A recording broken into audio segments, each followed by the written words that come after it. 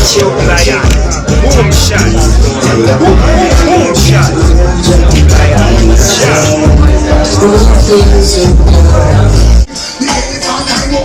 This happened to be the Strictly Boomshots segment, thing called the Lion Rules. Big shout to Snoop Lion in that place.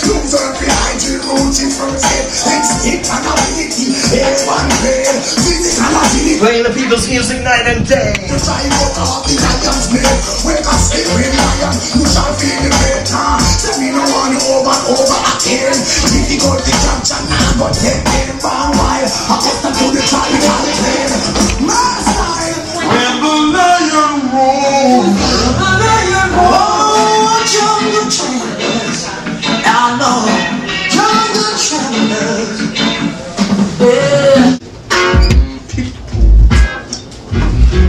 RadioLily.com broadcasting live straight from the corner of Houston and Sullivan.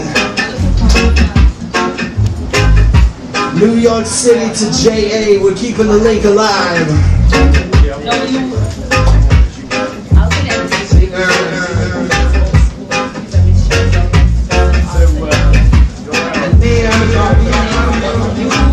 Dub-wise and otherwise, we're not compromised.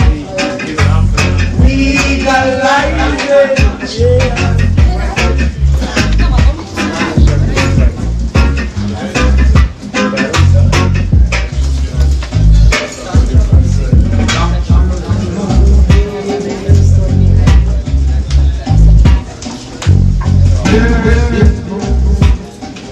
Send a big respect to the one Snoop Lion in the place.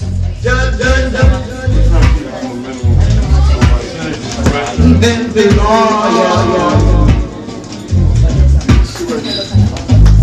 You got that.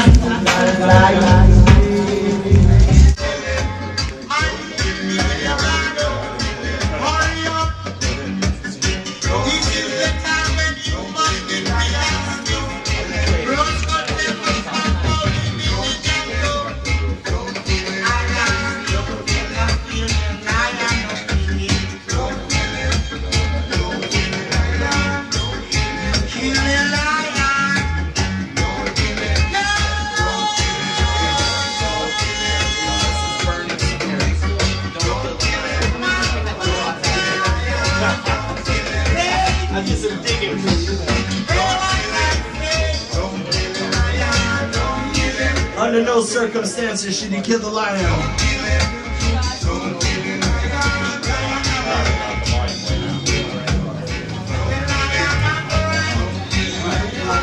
Musical selection on the RadioLily.com is Strictly Boomshots. We're honored to be in the presence of greatness. I'm talking about the one Snoop Lion.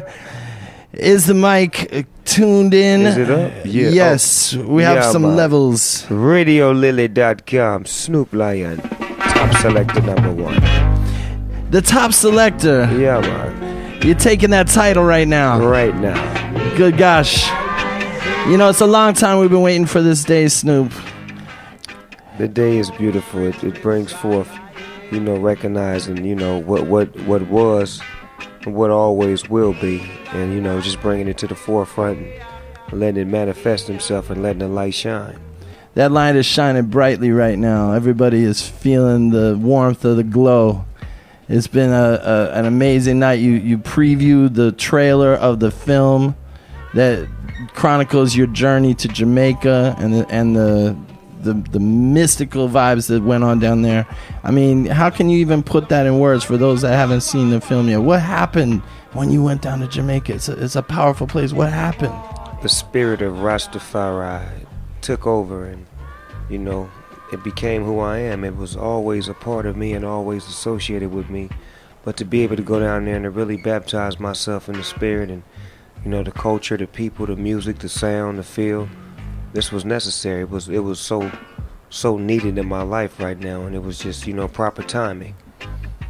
And it seems as if, as you say, the timing is perfect because you are coming to a stage in your life where you want to really put your gifts to a higher purpose. I really felt that as you were speaking in the press conference earlier tonight when you spoke about being a leader and really, you know, making music that can be played for the kids. I understand even your own daughter is on one of these records. Is that right? Yeah, most definitely. You know, singing is in the family. You know, and I had a particular song that it sounded like it had little kids' voices and girl voices on it, and my daughter singing. So what I did was I said, you know what, I'm gonna have her sing on this record right here because it felt like a record that was a family-orientated record. It's a song called "No Guns Allowed." Okay, so give us the breakdown on that, because that song seems like it has a special significance for you. Yeah, it really does. It's just about, you know, the negativity that's always surrounded around the gun. You know what I mean? It's more guns, more problems, and it's like so much negativity and violence that's always surrounded around, you know, the wrong people having guns and doing the wrong things with them. I just was, you know, pushing forward, trying to make a song that could really, you know, deter people from using guns, and no guns allowed just for this night. You know, while we partying and doing what we doing, leave the guns at the house or leave it in the car, you know what I'm saying? Because a gun don't do nothing until you pick him up and make him move. Wow. And when somebody hears the former Snoop Dogg, now Snoop Lion, saying things like that, maybe they're going to listen a little more keenly than just someone preaching at them. You know, you're speaking from knowledge. Yeah, from personal experience, you know, one from the other side, you know, the side with. You know, I used to always say it's better to be caught with than without. You know, because that's the life that I led. I mean, I was looking for it, you know what I'm saying? When you're looking for it, you got to stay ready so you don't have to get ready. But I ain't looking for it no more, you know what I mean? And by me on the, you know, finding my journey and my peace within myself, there's no need to move like that because I don't project that. That's right. Now, when you first were exposed to the sounds of reggae music, who were the singers that really spoke to you? I mean, you talk about being Bob Marley, Reincarnated. Was Bob your artist that really broke through to you as a young man in California? Most definitely, because he was the most, you know, talked about it. He was the one whose message was spread throughout people. You know, throughout my community, we had different races of people: white, black, Asian.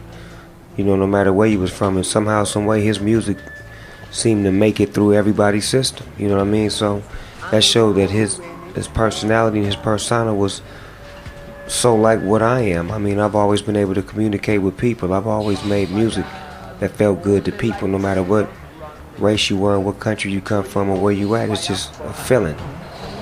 No doubt. And, you know, there's people that are acting surprised like this is some brand new thing for you, moving in the reggae direction. But if we've been listening carefully, we remember that you joined forces with Damian Marley and Stephen Marley on the Traffic Jam. You did that remix, right? Yeah, I produced it and I rapped on it, you know what I'm saying?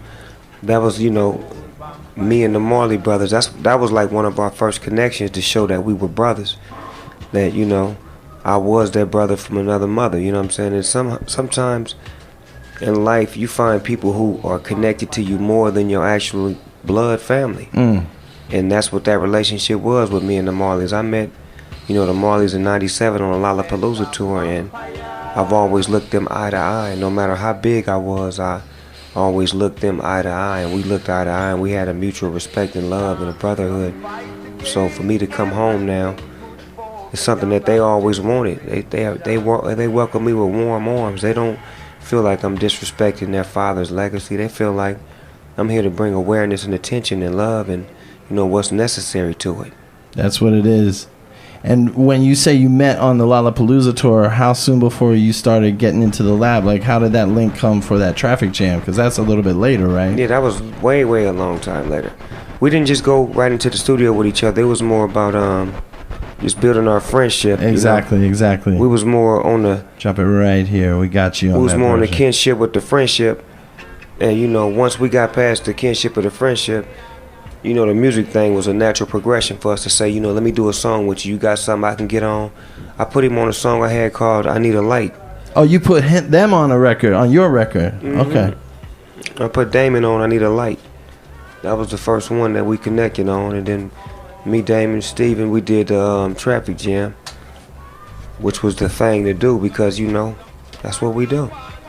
That record, I just saw them tear up London with that record just this weekend. They just mashed up the whole of London. And I thought to myself, I have to ask Snoop about that when I see him this Monday. But that's why I say it's surprising that people act like this is some brand new thing, because this has been building in you for a long time, hasn't it? Yeah, and see, they came to me for the remix, like to remix it as a producer and as a rapper. So they already knew that I was with the music and the sound of it all. You know what I'm saying? And for them to recognize, let you know it was already there.